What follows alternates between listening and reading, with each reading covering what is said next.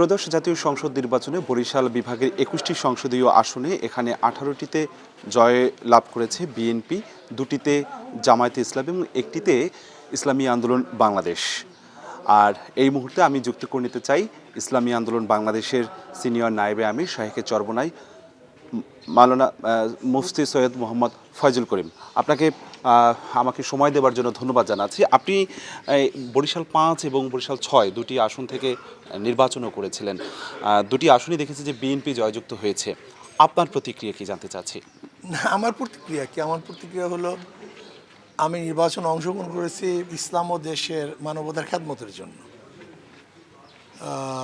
যদি খ্যাদমত জনগণ গ্রহণ না করে আমার তো কিছু সমস্যা নেই, বরং আমি মনে করি আমি জেম্মার থেকে অনেকটা অবসর পেয়েছি। এটা বিশাল জেম্মা। তো আমি তো ইসলাম দেশ মানবতার কল্যাণের জন্য, নিজের স্বার্থের জন্য তো কাজ করি না।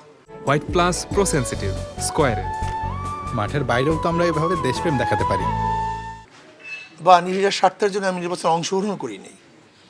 যেহেতু আমি অংশগ্রহণ করেছি ইসলাম দেশ মানবতার জন্য, যদি মানবতা আমাকে গ্রহণ না করে, আমাকে ভোট না দেয়, তারা আমাকে তাদের জন্য আমাকে কাছে না টানে, সেটা তাদের ব্যাপার। ভোট সম্পর্কে আপনার কাছে জানতে চাচ্ছি, ভোটটি কেমন হয়েছে? আপনাদের দলের পর্যবেক্ষণটা কি?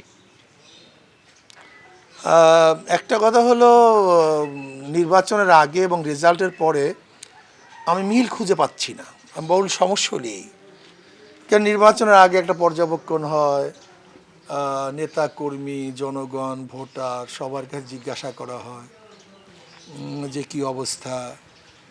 আমি নির্বাচনের আগে যেই জনগণের থেকে যে অবস্থা জেনেছি, তাদের ভোটের আগ্রহ, উদ্দীপনা, কিন্তু আমি নির্বাচনের রেজাল্টের পরে সেটা পাচ্ছি না। কেন যে পাচ্ছি না তা আমি খুঁজে পাচ্ছি না। আমি জানি না কি হয়েছে। তবে আমি মনে করি যে ইসলাম দেশ মানবতার কল্যাণের জন্য কাজ করতেছি। এখানে আমি হারা জিতা বলতে আমি কিছু মনে করি না। আমি মনে করি আমি সবসময় উইন করতেছি। আমরা যদি আরেকটু সুনির্দিষ্টভাবে জানতে চাই যে ভোটের পরিবেশ, নির্বাচন কমিশনের ভোটের আয়োজন, আইনশৃঙ্খলা বাহিনীর তৎপরতা, এই বিষয়ে আপনার পর্যবেক্ষণ কি, আপনার দলের পর্যবেক্ষণ? বাহ্যিক দৃষ্টিতে আমার কাছে ভালোই লাগছে, কিন্তু আমি মনে করি নির্বাচনের পরে কিছু শৃঙ্খল মানুষ তারা সমস্যার সৃষ্টি করতেছে, মফ সৃষ্টি করতেছে। যেটা আমাদের শায়েস্তাবাদ, আমাদের মঞ্জিল ফরাজেকে, মঞ্জিল ভাইকে কিছু দুষ্কৃতিকারী বিএনপির তারা তাকে মারধর করছে, আমাদের ৩ জন নেতাকর্মীকে মারধর করছে আজকে। মানে ভোট পরবর্তী বিভিন্ন জায়গায় হামলা চালানো হচ্ছে বলে অভিযোগ করছেন আপনি? আমি অভিযোগ করছি। আমি বিএনপিকে বলবো স্পষ্ট, বেশি ভালো না, বিএনপিকে অবশ্যই মনে রাখতে হবে, মানুষ এই জুলুম অত্যাচার থেকে নিরাপত্তা চায়, নিস্তার চায়। যদি কেউ কাউকে সাপোর্টই করতে না পারে, তাহলে নির্বাচন কেন? তাহলে আপনারা গণতন্ত্রের কথা বলেন কেন? কেউ তাকে সাপোর্ট করতেই পারে, কিন্তু দেখা যায় আমাকে সাপোর্ট করার কারণে এবং সেখানে হাত পাকা বিজয় হওয়ার কারণে ওই গুন্ডারা ক্ষিপ্ত হয়েছে যে আমরা নেতাকে দেখাতে পারলাম না, আমরা ফার্স্ট হতে পারিনি। এই গুন্ডাতন্ত্র যেন বাংলাদেশে না হয়, এটা আমি জনাব তারেক জিয়াকে অনুরোধ করব।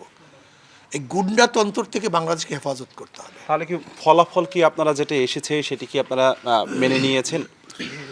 আরে ভাই, এটা আমি তো আগেই বললাম যে ফলাফল যেটা হয়েছে, যে নির্বাচনের আগে এবং নির্বাচনের পরের সাথে মিল পাচ্ছি না। কাজে এখন সরকার যে ডিক্লেয়ার করছে সেটা ভিন্ন কথা, কিন্তু আমি বললাম যে নির্বাচনের আগে যে অবস্থা দেখছি, নির্বাচনের পরে রেজাল্টের সাথে কেউ না, আমাদের কোনো নেতা কর্মী, সাধারণ ভোটার কেউ কোনো মিল খুঁজে পাচ্ছে না। কি হয়েছে না হয়েছে সেটা সরকার জানে। তবে তো অবশ্যই সরকার ডিক্লেয়ার দিলে আমি তার আন্দোলন করব না, এটা নিয়ে কেসও করব না। পরবর্তীতে আপনাদের দলের বা আপনার পদক্ষেপ কি থাকবে আগামীর কর্মপরিকল্পনার যদি কথা বলে থাকি? ইসলাম ও ক্ষমতার সাথে যারা থাকতে চায়, ইসলাম আগে ক্ষমতা পড়ে, ইসলাম ও ক্ষমতার সাথে যারা থাকতে চায়, ইসলামী আন্দোলন বাংলাদেশের সাথে তারা থাকবে, চরমনের সাথে থাকবে।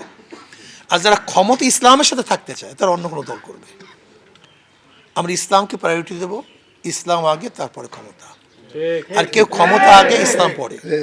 কাজে আমি বাংলাদেশের জনগণকে আহ্বান করবো যারা ইসলাম ক্ষমতা চান, যারা ইসলামী আন্দোলনে সংযুক্ত হন। ইনশাআল্লাহ আজকে হোক কালকে হোক আমরা বিজয় হবই হবে। আর যারা ক্ষমতা এবং ইসলাম চান তারা অন্য কোনো দলে ইনক্লুড হয়ে যান, সংযুক্ত হয়ে যান। যারা আপনাকে ভোট দিয়েছেন, আপনি কিন্তু অনেক ভোটও পেয়েছেন, তাদের উদ্দেশ্যে কি বলবেন, বা যারা ভোট দেয়নি তাদের উদ্দেশ্য বা কি বলবেন? আমি আমার নেতা কর্মীদেরকে বলবো এর প্রতিদান দেওয়ার ক্ষমতা আমি রাখি না। আমার নেতা কর্মী সমর্থকরা যে কাজ করছে, যে চেষ্টা করে, আমাদের কোটি কোটি হাজার কোটি টাকা আমাদের বাজেট ছিল না, আমাকে ঠগাবার জন্য কয়েক কোটি শত কোটি টাকা বাজেট ছিল বরিশাল 5 এবং 6-তে। শুধু আমাকে আমি যেন না হতে পারি এর জন্য কমপক্ষে শত কোটি টাকা বাজেট ছিল, আমি যেন হতে না পারি। অথচ আমি হওয়ার জন্য তো আমি মনে 1 কোটি টাকা খরচ করছি কিনা আমাদের জনগণ আমি জানি না, কারণ আমাদের তরফ থেকে তো আমরা খরচ করিনি।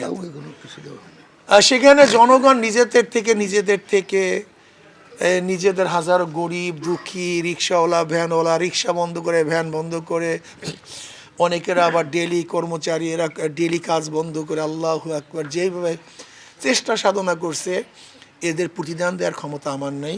শুধু আমি আল্লাহর কাছে বলবো আল্লাহ যেন তাদেরকে ভরপুর প্রতিদান করে। আর যারা ইসলাম ও মানবতার জন্য, ইসলামের জন্য, দেশের জন্য, মানবতার জন্য ভোট দিয়েছে, আমি মনে করি এদের চেয়ে দামি, এদের চেয়ে মেধাবী, এদের চেয়ে জ্ঞানী দ্বিতীয় কোনো ভোটার আছে বলে আমি মনে করি না। কেন এরা স্বার্থর বাহিরে, কেন তারা জানেন যে আমরা জোটের মধ্যে নাই, সেখানে আমরা ক্ষমতায় যেতে পারবো না, এটা তাদের জানা আছে। তারপরে শুধু ইসলামের জন্য একজন আলেমের শেষ একটা প্রশ্ন করতে চাই, আপনারা জামায়াতের সাথে আপনারা একসাথে জোটবদ্ধভাবেই প্রথমে নেমেছিলেন, সেখান থেকে পরবর্তীতে বেরিয়ে আসলেন। এখন কি কোনো আসলে মনে হয় যে সেখান থেকে বেরিয়ে আসাটা বা জোটভুক্তভাবে নির্বাচন করলে আরো বেশি আপনারা আসন পেতেন? কোনো কি মনে হয় এই ধরনের কোনো? অবশ্য জোটভুক্ত নির্বাচনকালে আসন বেশি পেতাম, আদর্শর আমরা বিবর্জ্য হতাম, আমাদের আদর্শর জলঞ্জলি হতো। জি, জামাতের সাথে ঐক্যবদ্ধ জোটবদ্ধ নির্বাচন করলে অবশ্যই সিট বেশি পেতাম, কোনো সন্দেহ নেই, লেকিন আমরা আদর্শ পরাজিত হতো। আর আমরা এখন একক নির্বাচন করার কারণে আসন কম পেয়েছি, কিন্তু আমাদের আদর্শ বিজয় হয়েছে। ধন্যবাদ। আমাদের সাথে ইসলামী আন্দোলন বাংলাদেশের সিনিয়র নায়েবে আমির মুফতি ফয়জুল করিম, তিনি কিন্তু স্পষ্টভাবেই তাদের ভবিষ্যৎ কর্মপরিকল্পনার কথা জানালেন, তাদের যে রাজনীতির যে পরিকল্পনা এবং ইসলামকে এগিয়ে নিয়ে যাবার যে দৃপ্ত প্রত্যয়, সেটিকে নিয়েই তারা আদর্শভিত্তিক রাজনীতি করার কথা বলছেন। আমার কাছে আপাতত সবশেষ এই দলটির পক্ষ থেকে এতটুকুই খবর ছিল।